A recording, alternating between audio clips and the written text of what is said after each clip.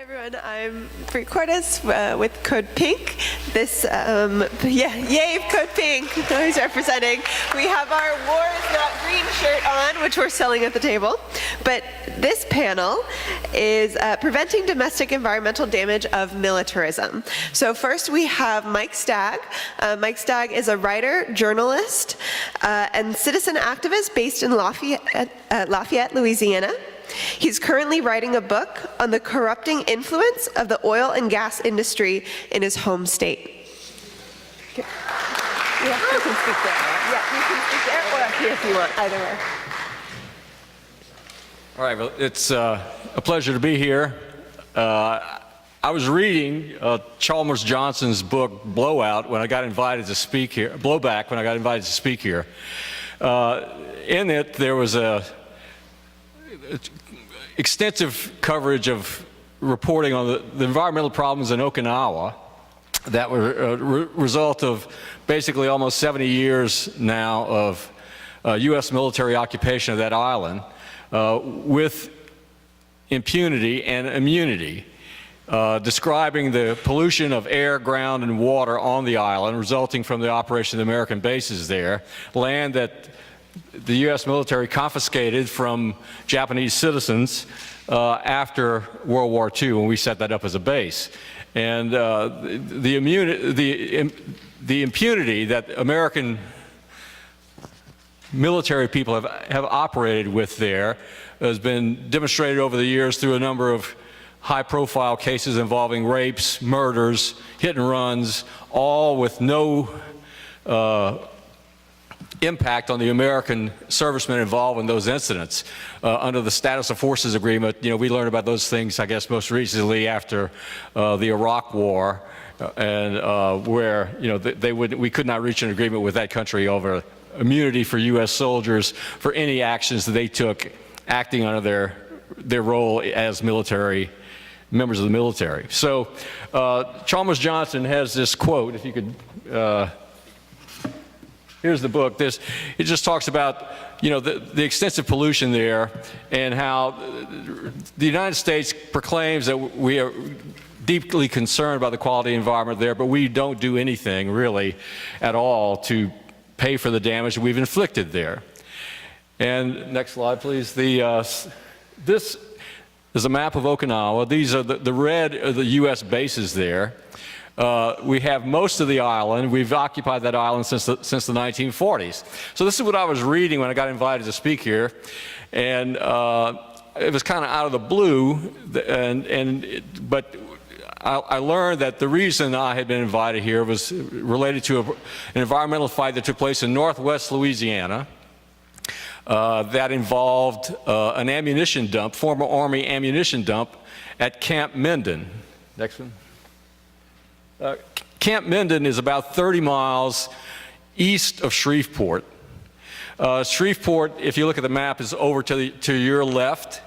There's a Barksdale Air Force Base is a little bit to the right of Shreveport. Barksdale is where we have a lot of B-52s based, a lot of bombing that goes on in the Middle East using B-52s. Those planes come from there. It's also where President Bush went to hide out on 9/11. He stopped in Shreveport for a while because nobody's going to go to Shreveport. And so he was there for a while. So Camp Minden, for years, for decades, was a U.S. Army depot. And on, next slide, it's 15,000 acres situated between I-20 and US 80. Minden, the town of Minden, is the upper left, the upper right of the photograph there. But it's fairly sparsely populated up there. These are people, they live not far off the Barksdale base, strong support for the military there. Shreveport was trying to get a cybersecurity center established there, built a building, got some cyber stuff going on there, but some other community actually won it. But it's a level of high patriotism. The military is their friend. That's the way this was viewed. Next slide. So on the night of October 15th in 2012, something major happened. There was a major explosion. At first, people thought maybe it was a meteor, maybe it was an earthquake. This is the National Weather Service report on it. It was an explosion from Camp Minden. The plume showed up on radar, National Weather Service radar, for about 40 minutes. People weren't sure what had happened, though. The next day, Louisiana State Police go out, and the Webster Parish Sheriff's Department goes out, and it turns out there was an explosion there. There are actually a couple of explosions. The U.S. Department of Defense had contracted with a company called Explo Services that was supposed to be disposing of what turns out to be about 16 million pounds of propellant and munitions that had been stored there. Well, they were bringing it from different parts of the country, but they were not disposing of it. They were just stacking it there. It was stacked in bunkers. It sprawled out, if you can. This is outside of bunkers, outside of buildings. It was everywhere. It was just like, if you think about it, 15,000 acres, 16 million pounds, that's over 1,000 pounds per acre of explosives scattered around there.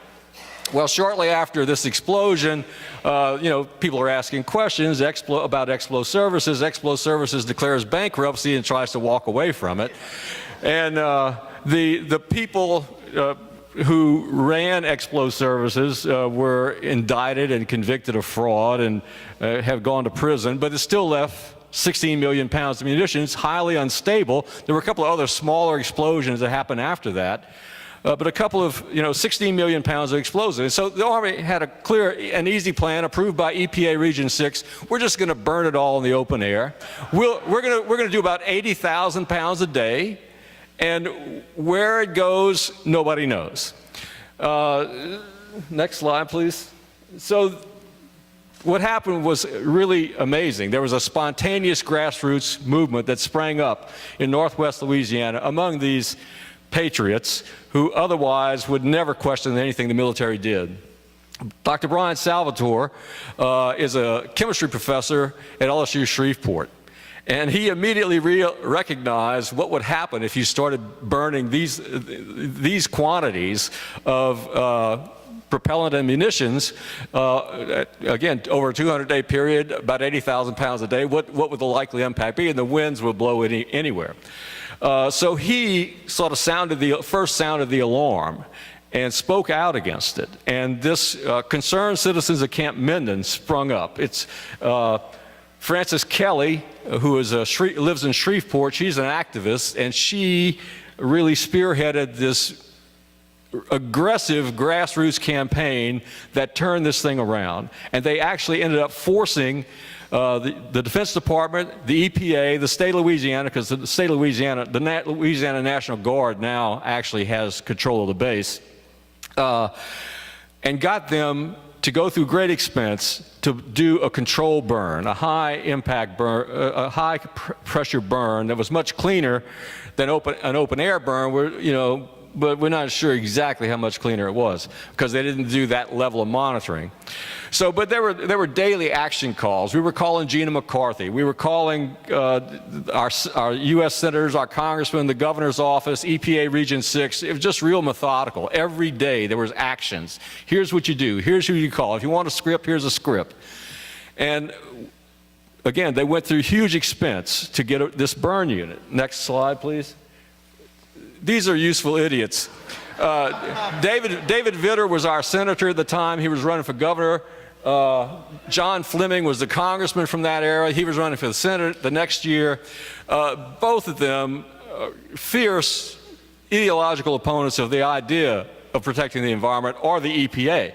But what Brian and Francis and the activists there were able to do was turn their anti-EPA sentiment of these two guys into advocates for them to change the plan to go from open burn to some kind of controlled burn. So it's a neat little bit of political jujitsu that took place, again, with these two guys. And the activists were really, they didn't pull the wool over their eyes, but they used their hostility in a creative way.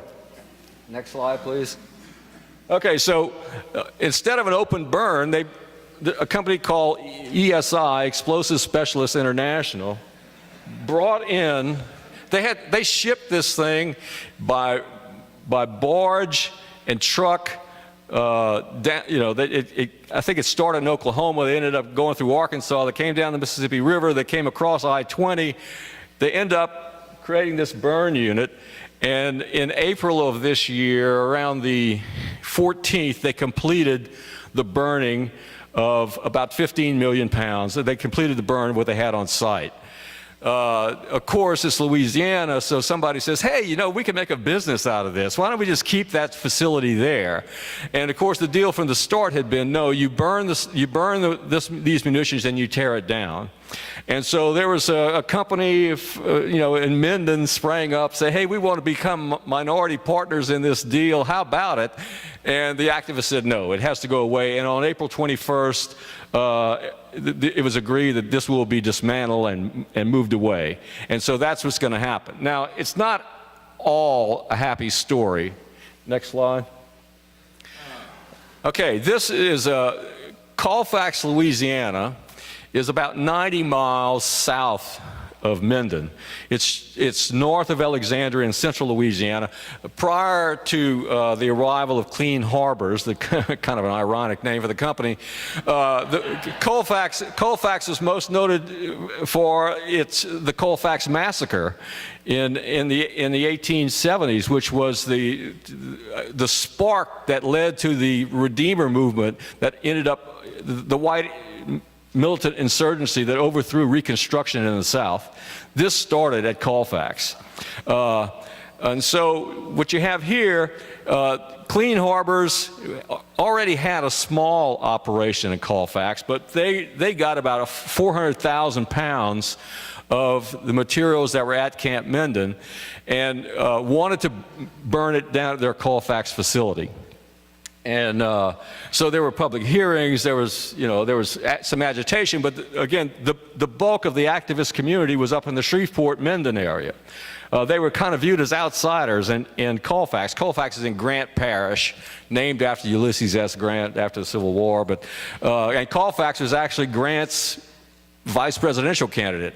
But, so the protest kind of shifted down to Grant Parish, go to the Grant Parish Police Jury is a very poor parish. They wanted the jobs. They wanted the jobs more than they wanted to protect the environment. This happens in Louisiana. This is like the mantra. We will accept neurotoxins for jobs. Come in, pollute us. We'll play climate chicken. Come on, it's Louisiana. So.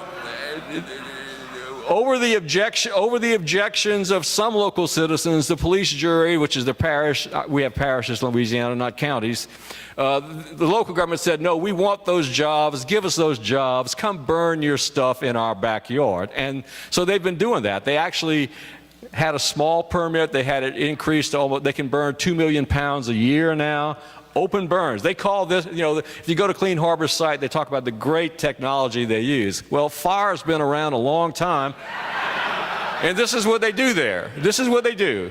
On a daily basis, they are burning, they burn fire. The main thing they burn is fireworks, but they also burn U.S. munitions and propellants there in the open burn with the consent of the local government. Next slide.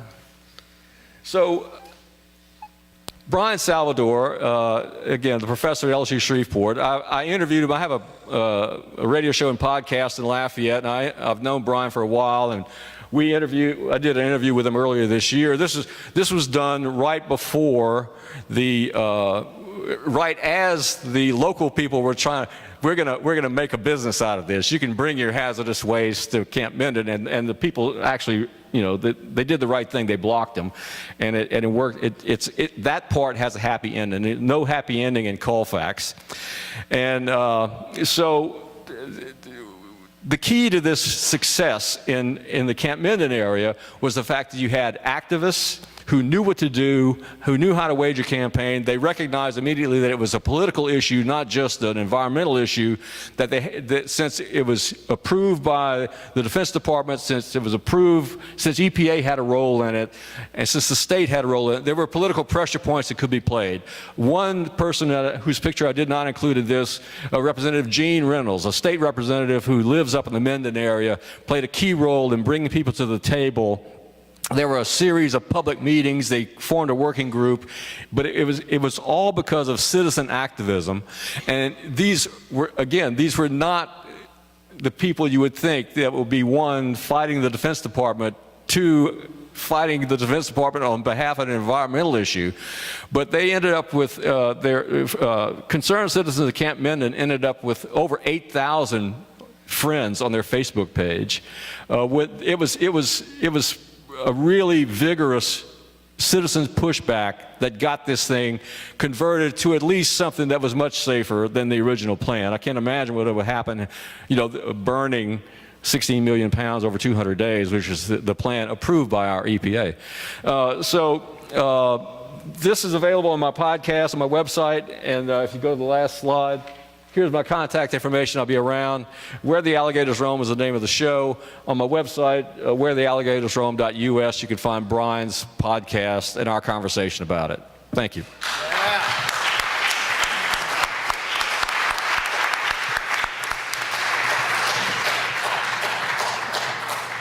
So bear with us as we switch computers.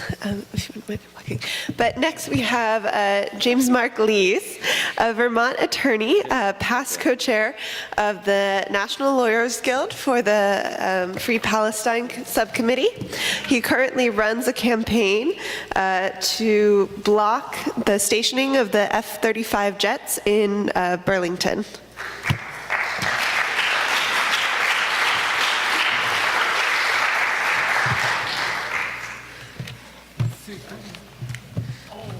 Awesome.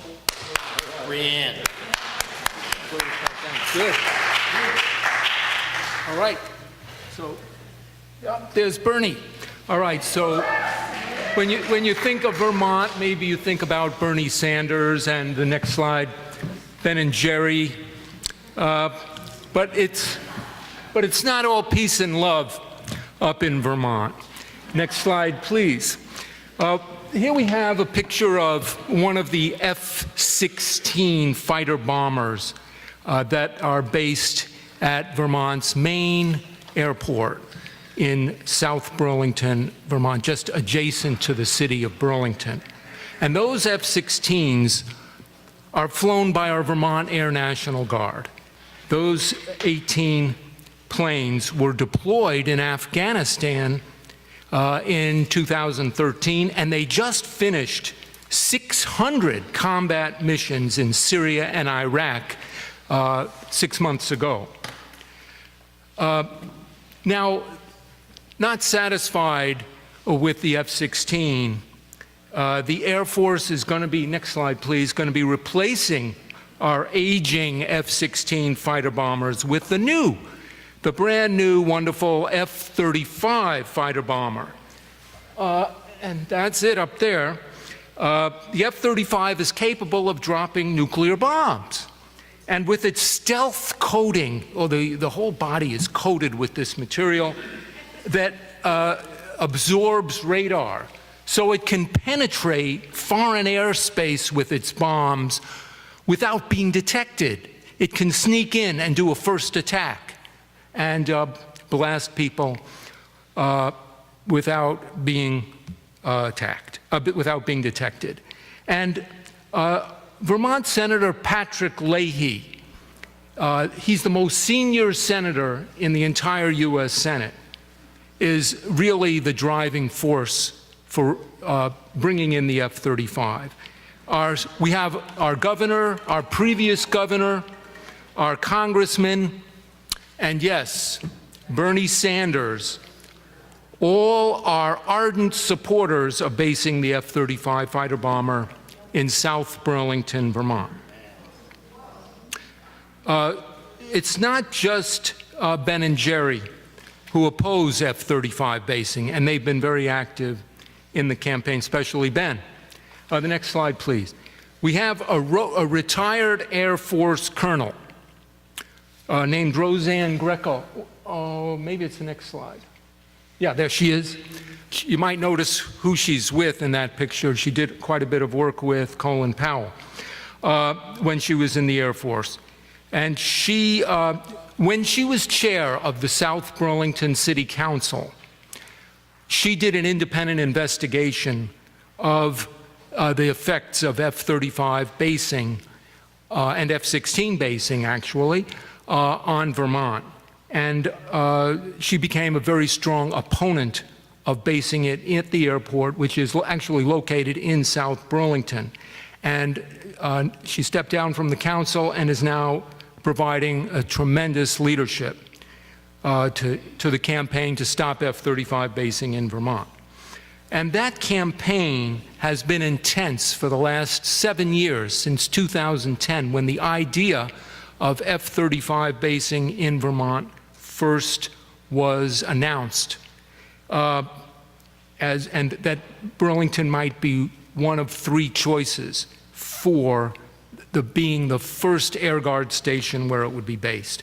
We've had, for the 7 years, picket lines and demonstrations. We've had mass protests at Senator Leahy's office, marches, rallies. We had a big debate. We actually got it on the ballot and won the vote in the neighboring city of Winooski, which is 1 mile from the end of the runway, and all the planes taking off going north go right over Winooski. And the vast majority of people voted to stop the F-35.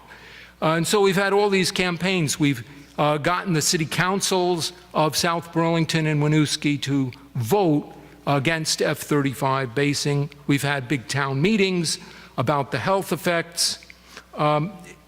Maybe in the next slide, we can see some of the pictures from some of those events. Keep going. Okay, that last one was the city council meeting in Burlington, and at some of these meetings, the Air Force, Air National Guard, with their uniforms and their general and their so on, have come to participate and try to argue against us. We've had postcard campaigns, letters to the editor. We've had many requests for information under the Freedom of Information Act. We've had 2 lawsuits, both of which we lost. Members of our organization have published more than 25 opinion pieces in local and in national news media. And we've gotten massive interest and coverage in print and broadcast media in Vermont and occasionally nationally. And all the polling that's ever been done shows majority opposition to basing F-35 jets at the airport in South Burlington. But we haven't stopped there. We've tried to take power.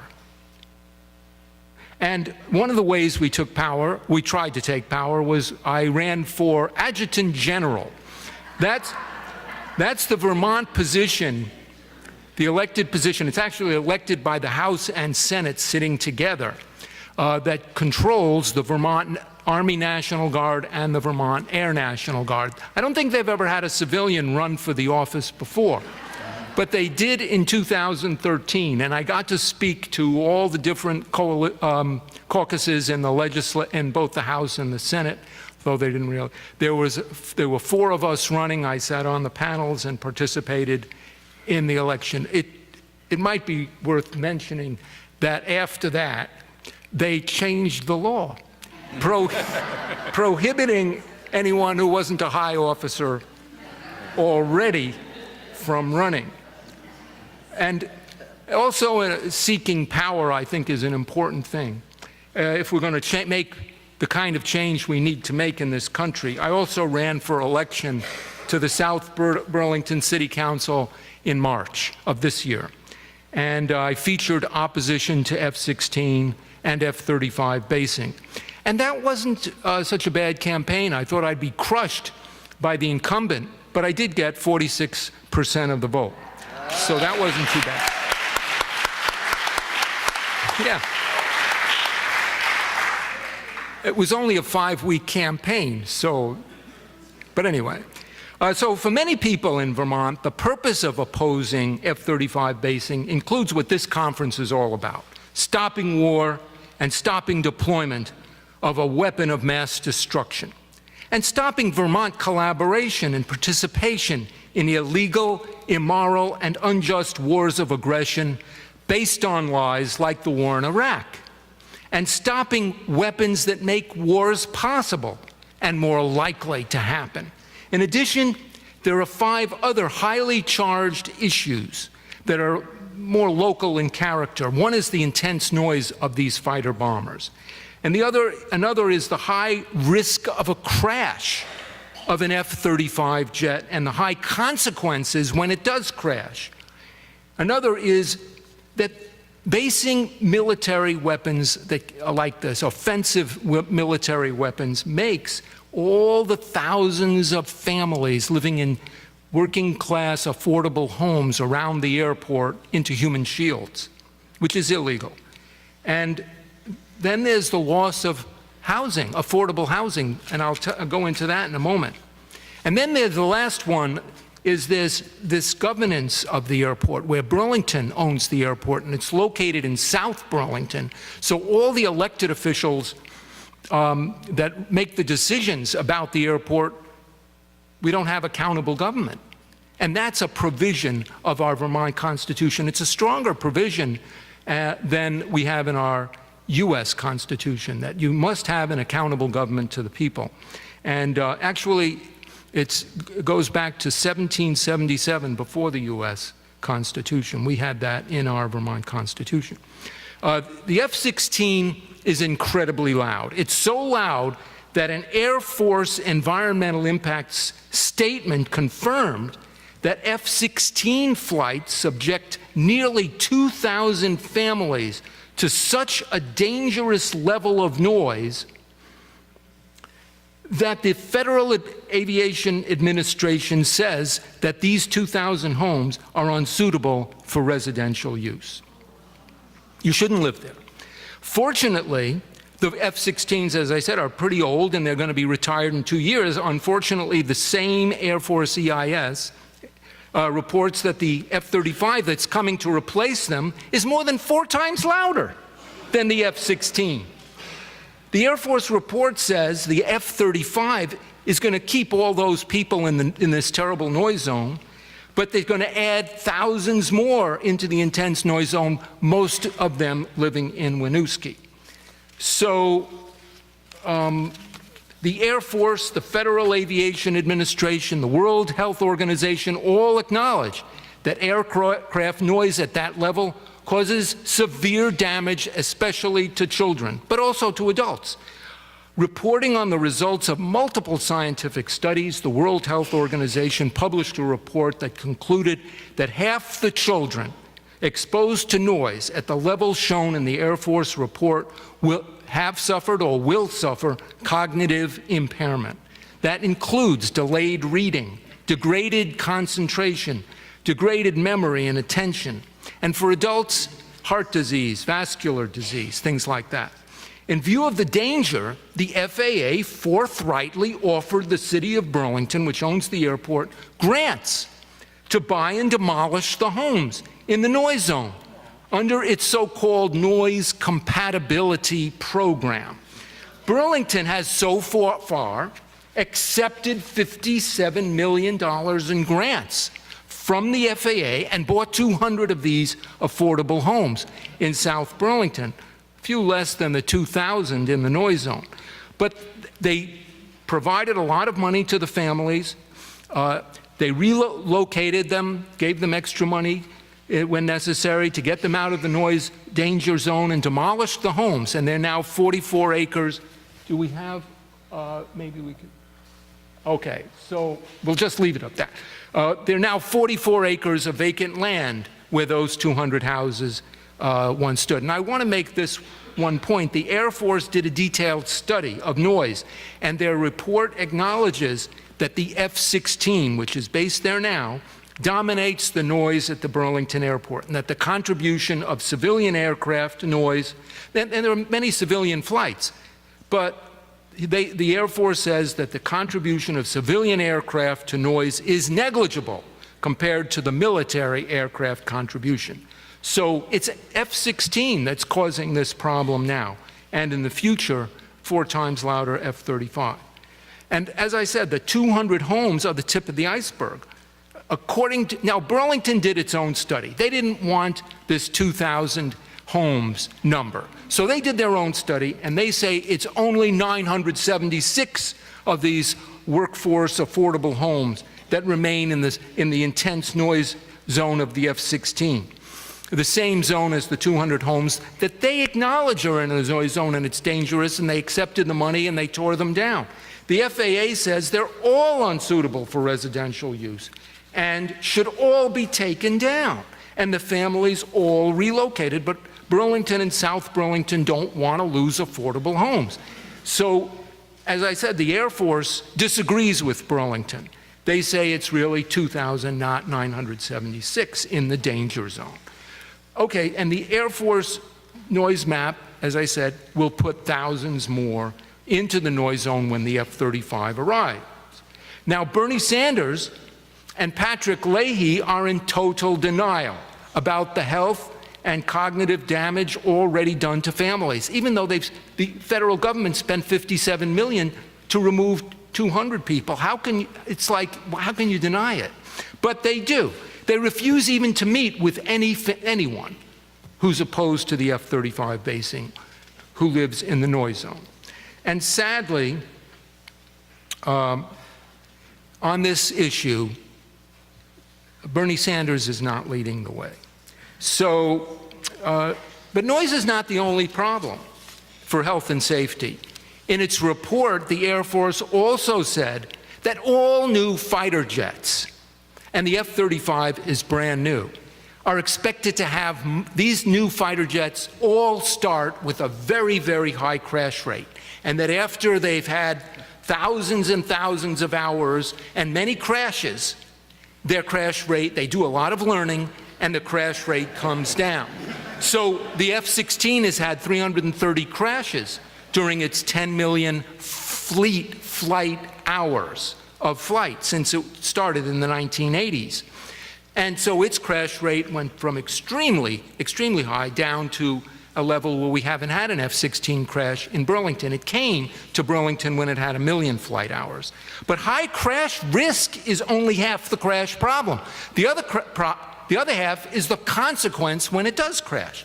The F-16 has an aluminum body. So when it crashes, the fuel burns, and it's a terrible conflagration. There's thousands of gallons of fuel burning. But the aluminum body really doesn't burn. But when the F-35 crashes and burns, it's got this composite body. It's like a tennis racket. It's a composite plastic material. It's 8,000 pounds of the stuff. And that is going to burn. And the Air Force has a report on these composite materials and on the stealth coating on it, which also burns. And it emits a dangerous, toxic soup of lots of different chemicals that are extremely, and particulates and fibers that when they get in your lungs, they do serious damage and cause cancer and all of that. So the Air Force says the only solution for a populated area is prevention. Don't have the crash. That's their solution. Well, what do Bernie and Leahy and Pat Leahy want to do? They want to put it in the most densely populated area of Vermont. And I will say this, the high crash rate plus the high crash consequence, a foreseeable plume of toxic chemical combustion products, is akin to intentional chemical warfare on thousands of Vermont families.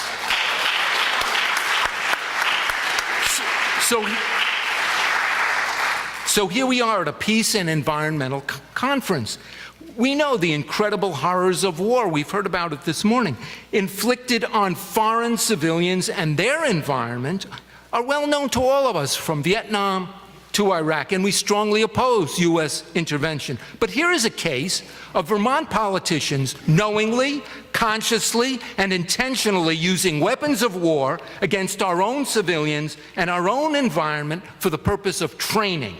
Politicians are all in lockstep, supporting F-35 basing and demonstrating disregard for health, safety, cognitive development of thousands of Vermont children and thousands of working-class families living within the noise and crash zones of the airport, which is really a commercial airport. We have been fighting this for 7 years, and the fight is far from over. We are joining and building yet a new campaign that's just started in the last couple of months to challenge airport governance. Now, the 976 families that Burlington says are in the F-16 noise zone have no vote, no representation, and no influence over the Burlington City Council because they live in South Burlington. And Burlington effectively owns and governs health and safety in their neighborhood because Burlington owns the airport. So this is a situation flatly contradicting Vermont constitutional requirements that officers of government be legally accountable to the people they govern. Okay, as landlord, the Burlington City Council has the power to fix this problem. They could lift the phone and tell the Vermont Air Guard to get equipment that's no noisier than the normal commercial jets at the airport. And the government issue is now very hot. Both city councils of South Burlington and Winooski passed resolutions calling for a change in government. The fundamental human right to health and safety and accountable government are in head-to-head clash with F-16 and F-35 bombers at this airport. The question is either we're going to have warplanes or we're going to have people and environment. Many of the harms that make Vermont totally unsuitable for F-16 and F-35 basing will affect dozens of other locations where the Air Force wants to base F-35's jets. Success in abolishing the F-16 and F-35 in Vermont is a step toward abolishing them everywhere. While they escalate the wars...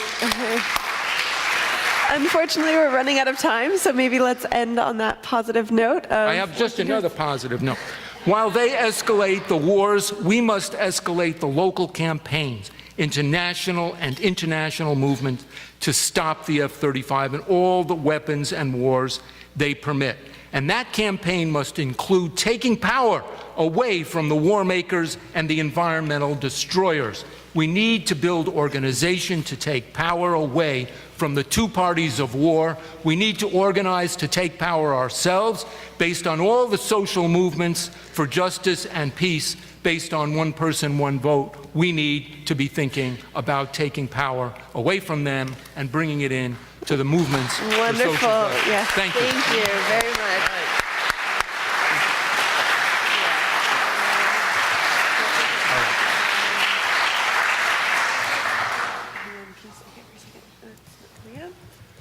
Wait, can you come back? Tech support, please. The other one's not coming back up. Hey guys, I could start without an introduction. Yes. Oh. My name is Pat Elder, and I wrote a book called Military Recruiting in the United States, and Yeah, we're good. I'm the director of the National Coalition to Protect Student Privacy. I'm a native Washingtonian. But the very ground that's under us was once used by the Army during World War I to test lewisite, a lethal gas made of arsenic. Soldiers tied animals to stakes and set off chemical bombs to see how quickly the animals died. This area was densely covered with deadly biological agents, and soldiers buried remaining stockpiles after testing. Perchlorate and arsenic are present in heavy concentrations in the groundwater under this building. It is deadly forever. In addition, there are 6 military Superfund sites that poison the Potomac River close to this building. It's clear the Pentagon doesn't give a damn about our precious environment, and they're just as irresponsible in the nation's high schools. You can flip to the second slide and move it up to 255. This is a clip from Grissom High School, the Army JROTC marksmanship program in Huntsville, Alabama. What do we got? Something. Can you hit it? Maybe you need tech There you go. support. It's coming up. Was it coming? Anyway, the YouTube video documents. There we go. Love you, Brianne.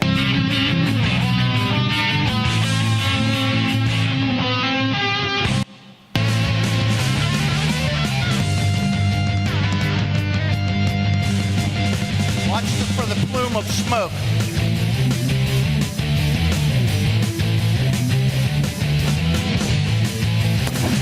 There you go. cut that. No. I came to talk about that plume of smoke loaded with lead particulate matter. Children are being poisoned through their participation in the Junior Reserve Officer Training Corps marksmanship program in the high schools. Air gun rifles used in high schools across the country discharge lead at the muzzle end of the firing line and at the target. JROTC officials feel it's unnecessary to clean their guns regularly. That's because every pellet being fired down the barrel scrapes out the deposits of lead from the pellets that went before. In fact, the manual on standard operating procedures published by the JROTC Cadet Command says it's recommended to clean rifles every 1,000 to 2,000 shots. You look at this third slide, it's extremely telling. You can actually see the lead particulate matter from the muzzle end of an air rifle.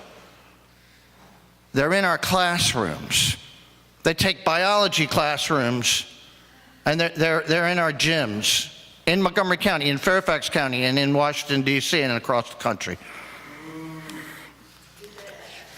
Slide 4, please. You remember Ralphie? Well, the rifle that Ralphie got for Christmas was a Daisy Red Ryder, and it shoots little steel pellets or BBs at 350 feet per second. Next slide, please.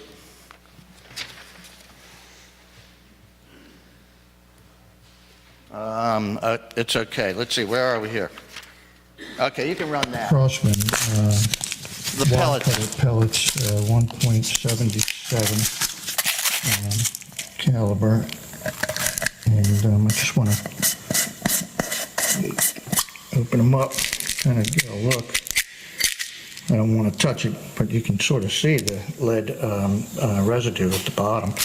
You have to pull it out like that, and move some of this stuff over. And that is lead residue right there. And it's a mess. And the kids are putting their fingers in here, and God only knows how much they're ingesting. Thank you. Next slide, please.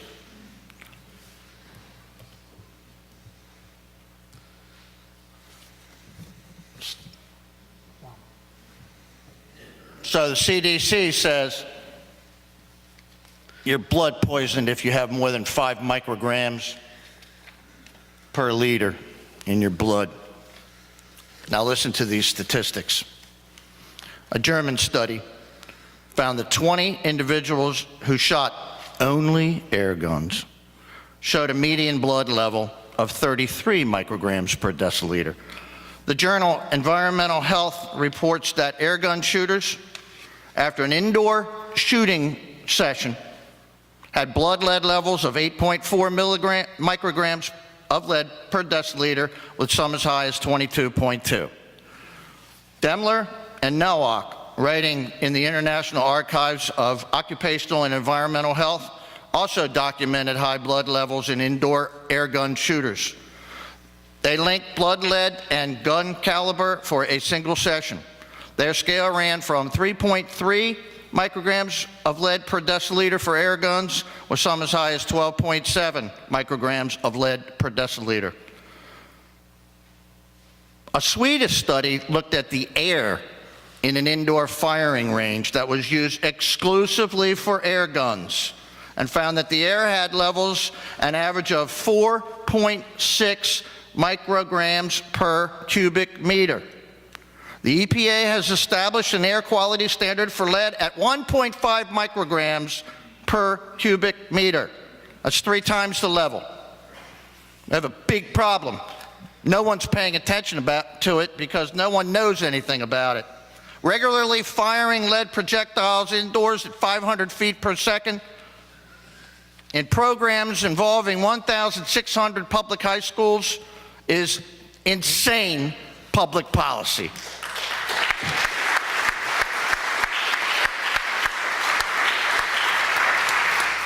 Next slide of the civilian marksmanship program, please.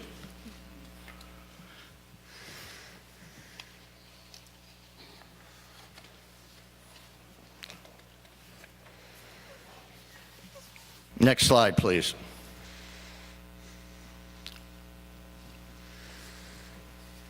Back up to NIOSH.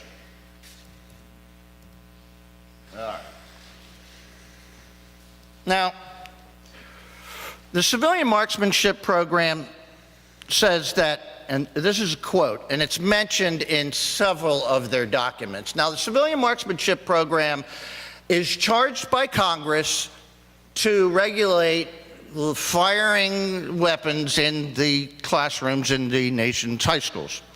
And it says, quote, target shooting with air rifles and small bore rifles, so they include .22s, does not create real health effects for shooting sports participants.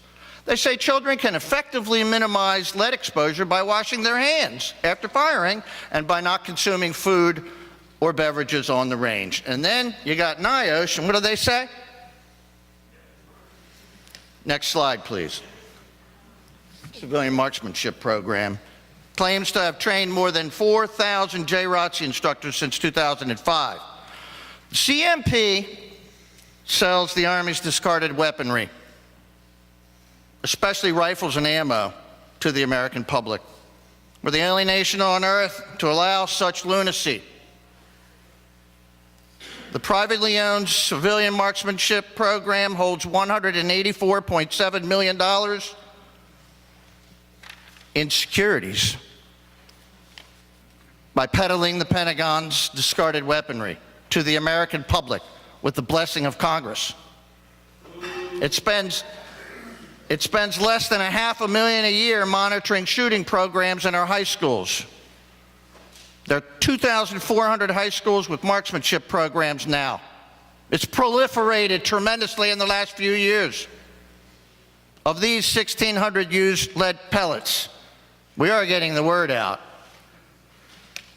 The CMP is a sweetheart of the NRA. Often, JROTC children attend events sponsored by the NRA.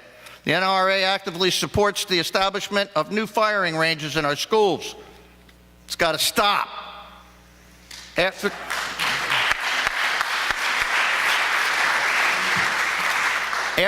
Congress privatized the agency in 1996, it was established in 1903 after the Spanish-American War, when the Congress felt that Americans needed to get better training in rifle shooting.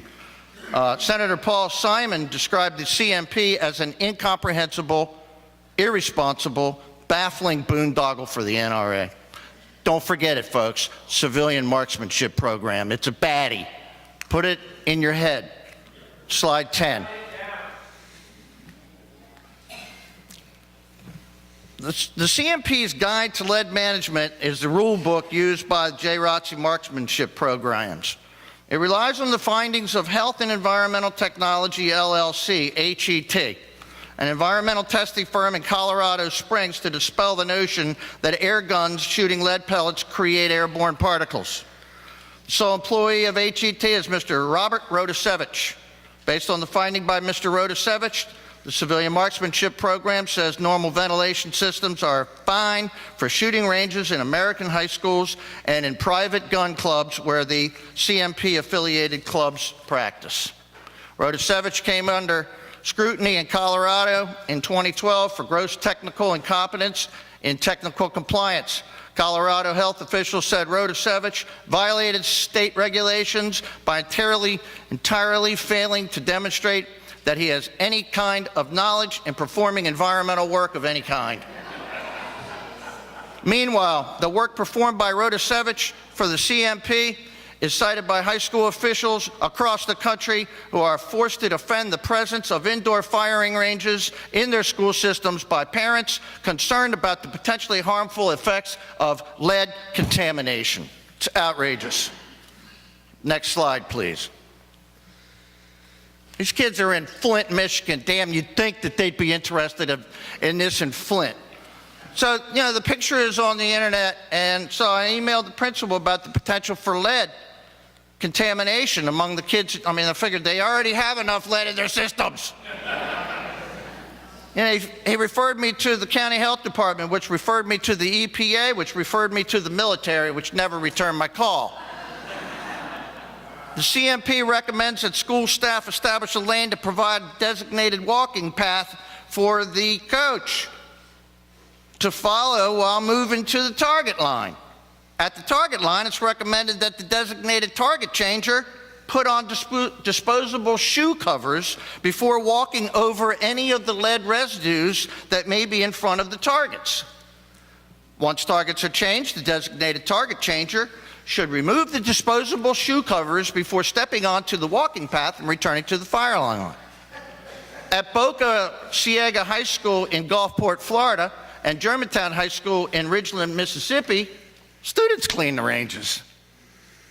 At Cato Parish Schools in Louisiana, students clean ranges, but they're required to use respiratory equipment to protect themselves from airborne lead. Obviously, uniform enforcement is lacking. Slide 12, please. And if you would just turn this on, you guys will get the flavor of the psychology. Run the whole thing, please. Oh, hell.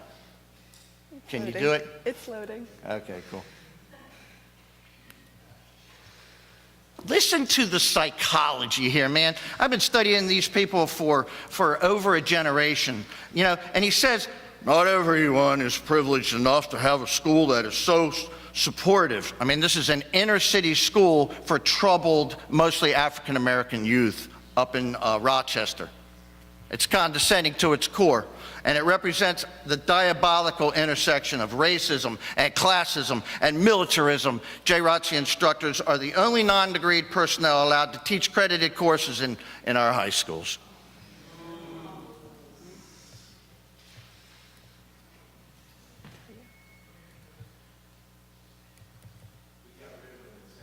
Still loading. Yeah. Woo.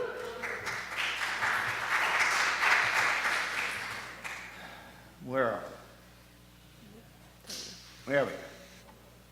You're liable to get a 10-second ad for a car, for cars or something. Finding buyers for your home has never been Join a easier. ride at IDE. With At Hunt IDE Real Volkswagen, Estate's we new make home car buying valuation easy tool, and fun. enter your Right street now, you address can lease the and instantly 17 get Jetta for three just estimated values for your home, $189 with no money down. including Or that you can simple put some money down estimate. to lower your payment. You'll also It's up see to how many you. When we say no money down, we mean it. No games, no tricks, no money. minimize due, the hidden screen in the and, fine print. All this means is you're going to get a great car, a great deal, and a great experience at IDE Volkswagen of East Rochester. That message there. Ready, front.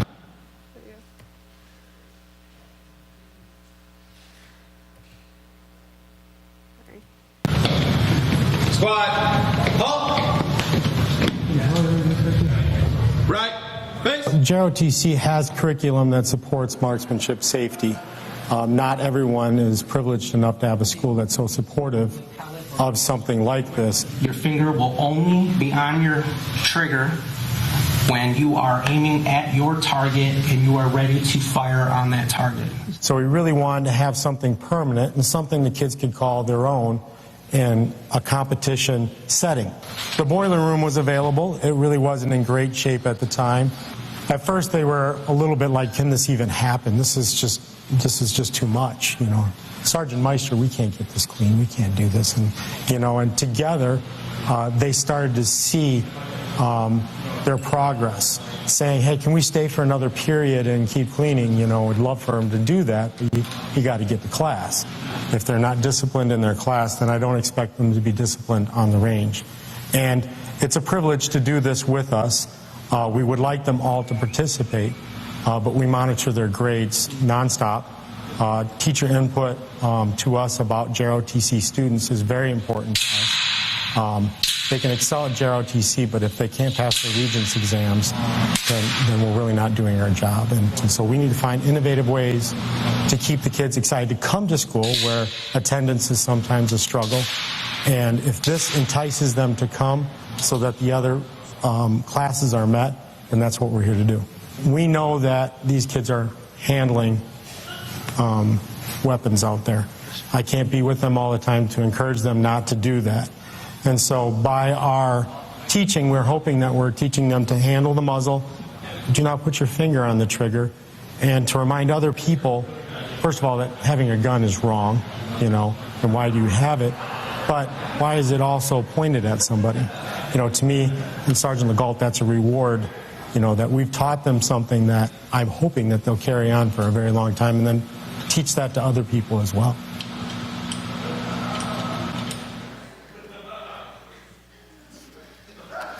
All right, just one more video. This one from Freeport High School in Illinois.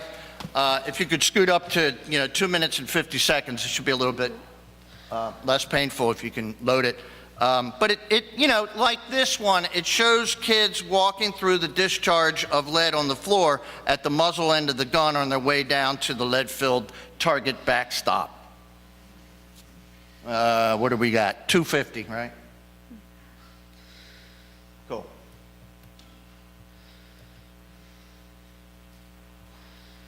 September, shoots all the way through January. We just shot our last one on the 13th of February, that we actually travel all over Illinois, Northern Illinois, and shoot at other high schools. And then there's also postal competitions where we shoot it here at our range and we mail it off to whoever's hosting the postal competition.